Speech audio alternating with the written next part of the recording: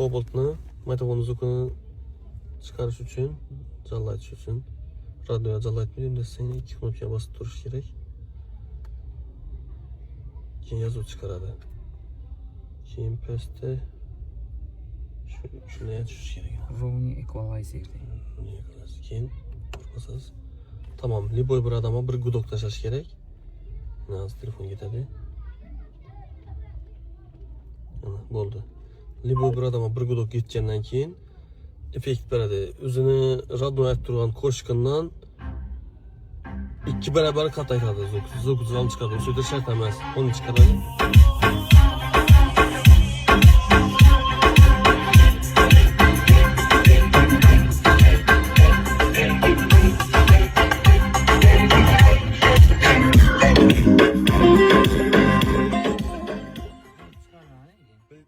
Bilganlere eslatma, bilmeyenlere shunday chiqarasizlar. 2 barobar zvukni zal chiqaradi, shu funksiya ishlasizlar.